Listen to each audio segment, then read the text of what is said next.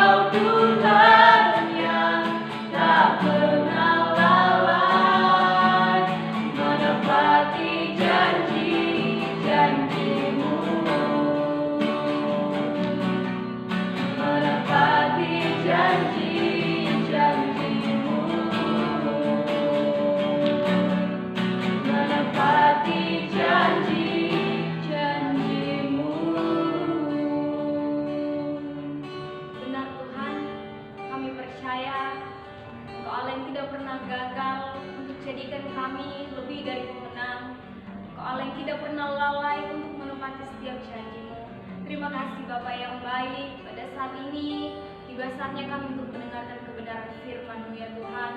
Begitu Bapak, biar pengurapan baru daripada Tuhan terus menjadi bagian hamba-Mu. Engkau pakai hamba-Mu Tuhan, singkapkan setiap rahasia firman-Mu sehingga kami boleh mengerti apa mau dan kehendak Tuhan dalam kehidupan kami. Terima kasih Bapak yang baik. Kami siapkan hati kami buka hati kami untuk terima kebenaran firman-Mu. Kami berdoa mengucap syukur dalam nama Tuhan Yesus Kristus. Haleluya. Amin.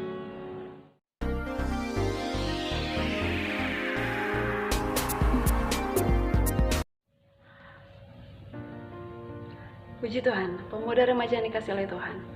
Pernahkah engkau mengalami yang namanya kegagalan? Atau merasakan gagal dalam setiap perjuanganmu?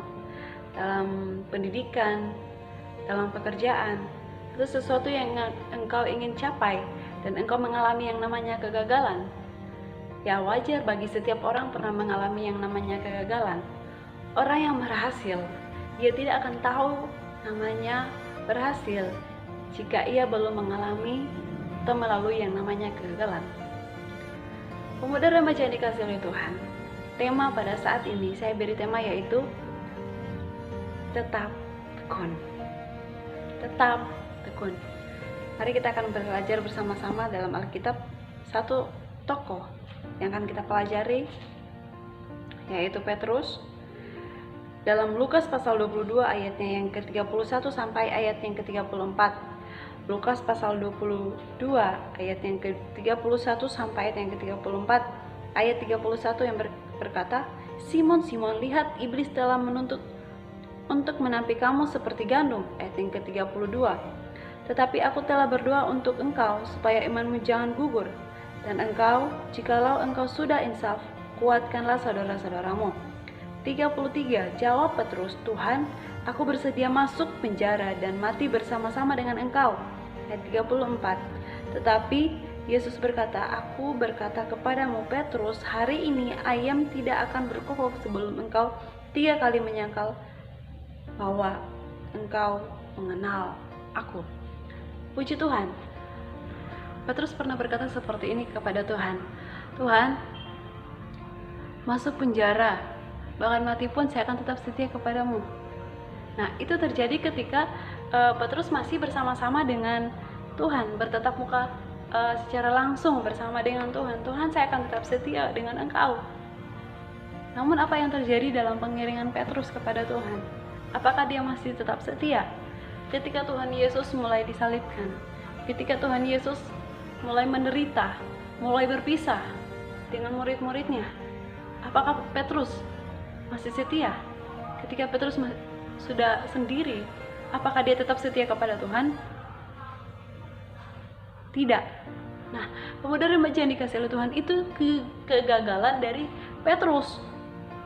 Dia gagal dalam pengiringannya kepada Tuhan. Dia pernah berkata, Tuhan, saya mau setia. Namun apa yang terjadi? Apakah Petrus tetap setia dalam pengiringannya kepada Tuhan? Tidak, saudara. Nah, puji Tuhan, pemuda remaja yang dikasihi oleh Tuhan. Kehidupan kita seperti Petrus akhir-akhir ini, di mana kita berpisah bersama-sama bersekutu memuji memuliakan nama Tuhan. Masihkah kita tetap tekun kepada Tuhan? Masihkah kita tetap setia kepada Tuhan dengan perkataan kita ketika kita masih bersama-sama dengan Tuhan, bersama-sama bersekutu? Ketika kita bersama-sama bersekutu, engkau berkata seperti ini, Tuhan, saya mau setia kepada engkau. Tuhan, saya mau tetap setia dalam pengiringanku kepadamu. Itu ketika kita masih bersama-sama bersekutu. Namun apa yang terjadi dengan adanya virus corona yang membuat kita tidak bersekutu bersama-sama di gereja? Masihkah kita tetap setia? Masihkah kita masih memuji memuliakan nama Tuhan di rumah kita masing-masing? Masihkah kita mengadakan persekutuan dengan Tuhan ketika kita berada di rumah masing-masing? Pemuda remaja yang dikasihi Tuhan, kalau Petrus pernah gagal dalam pengiringannya kepada Tuhan, namun ia kembali, ia bertobat, ia kembali kepada Tuhan. Dan apa yang terjadi dalam kehidupan Petrus? Petrus menjadi rasul yang dipakai Tuhan dengan luar biasa, dengan memenangkan banyak jiwa. Petrus pernah gagal, namun ketika ia kembali kepada Tuhan, ia dipakai dengan luar biasa. Pemuda remaja yang dikasihi oleh Tuhan, saya mengatakan pada saat ini, mari kita mau tetap setia kepada Tuhan. Walaupun kita tidak bersama-sama bersekutu di gereja, kita beribadah di rumah kita masing-masing, mari ingat kembali. Mari kita mengingat kembali, kita pernah berjanji kepada Tuhan ketika kita bersekutu bersama-sama di gereja, kita berkata, Tuhan, saya mau setia. Biarlah itu menjadi komitmen kita ketika kita tidak bersama-sama bersekutu di gereja. Dimanapun engkau berada saat ini, pemuda remaja, engkau pernah gagal, engkau pernah lemah dalam pengiringanmu kepada Tuhan, Tuhan menanti engkau. Sebagai orang percaya, kita pernah gagal, namun kita mau kembali kepada Tuhan. Jangan biarkan iblis senang dengan kehidupan kita. Jangan biarkan iblis mengambil alih setiap perjalanan kehidupan kita. Ketika Petrus ingin berkata seperti itu, iblis sementara dekat bersama dengan Petrus. Dalam ayatnya yang ke-31 berkata seperti ini, Simon, Simon, lihat iblis telah menuntut untuk menampi kamu seperti gandum. Nah, iblis mendekati Petrus. Ya benar. Nah, pemuda remaja yang dikasihi oleh Tuhan, jangan biarkan iblis dekat dengan kita. Jangan biarkan iblis senang dengan kehidupan kita yang mungkin akhir-akhir ini kita tidak dapat bersekutu bersama-sama. Petrus didekati oleh iblis. Mari, jangan biarkan iblis dekat dengan kita, karena iblis senang melihat orang-orang percaya tidak bersekutu. Iblis senang melihat orang-orang percaya tidak memuji memuliakan nama Tuhan. Iblis senang ketika kepercayaan kita kepada Tuhan mulai luntur, mulai kendor. Mari kita mau menyalakan setiap hati kita, nyalakan apimu. Ketika engkau berkata, Tuhan saya mau setia, mari kita mau tetap setia, kita mau tetap tekun kepada Tuhan. Jangan biarkan iblis mengambil alih setiap kehidupan kita. Biarkan Tuhan yang tetap ada dalam kehidupan kita. Biarkan Tuhan yang tetap ada dalam setiap perjuangan kehidupan kita. Kita pernah gagal ketika kita mengandalkan kekuatan kita. Petrus berkata seperti itu karena dia mengandalkan kekuatannya. Tuhan saya bisa. Laluinya, dia mengandalkan kekuatannya. Namun, ketika kita mengandalkan Tuhan dalam kehidupan kita, kita tidak akan pernah gagal. Andalkan Tuhan dalam kehidupanmu. Hadirkan Tuhan dalam kehidupanmu. Mungkin engkau pernah gagal dalam pengiringanmu kepada Tuhan, gagal dalam mungkin engkau tidak bersekutu lagi dengan Tuhan, tidak lagi beribadah kepada Tuhan, tidak berdoa lagi kepada Tuhan. Mari kita mau kembali kepada Tuhan. Kita mau sadari bahwa Tuhan, mungkin minggu kemarin saya tidak beribadah di rumah saya, mungkin minggu kemarin saya tidak berdoa, mungkin hari kemarin saya tidak berdoa karena kami tidak bersekutu bersama-sama. Tapi memang kita kembali kepada Tuhan. Tuhan, saya mau datang kepadamu, saya mau bawa hidup saya kepadamu, saya memohon ampun kepadamu Tuhan. Aku tidak mau gagal dalam perjalanan kehidupan saya. Apa yang membuat kehidupan kita mulai akhir-akhir ini lemah dalam pengiringan kita kepada Tuhan? Apakah gara-gara dengan virus corona yang membuat kita tidak bersekutu bersama dengan Tuhan? Atau mungkinkah kita kecewa dengan sesama kita? Atau mungkinkah kita kecewa dengan orang tua atau saudara kita yang membuat iman kepercayaan kita mulai kendor di hadapan Tuhan, mulai lemah di hadapan Tuhan? Mari kita mau kembali kepada Tuhan. Andalkan Tuhan dalam kehidupanmu. Mari kita mau tetap bersekutu bersama dengan Tuhan walaupun kita tidak dapat bersekutu bersama-sama. Dimanapun engkau berada, hadirkan Tuhan dalam kehidupanmu, hadirkan Tuhan dalam perjalanan kehidupan kekristenanmu. Puji Tuhan, itu firman Tuhan. Mari kita mau tetap tekun kepada Tuhan, kita mau terus bersekutu dengan Tuhan. Kita mau akhiri dengan doa. Mari kita berdoa bersama-sama. Segala puji syukur hanya bagimu Tuhan, Engkau Allah yang baik dalam kehidupan kami. Terima kasih buat anugerah-Mu dalam kehidupan kami. Firman-Mu menguatkan kami. Ampuni kami ketika kami gagal dalam perkataan kami. Ampuni kami ketika kami lalai dalam kehidupan kami, dalam perjalanan kekristenan kami kepadamu. Tuhan, tetap jaga kami serta hidup kami. Kami mau mengandalkan Tuhan dalam setiap kehidupan kami. Ampuni kami Tuhan.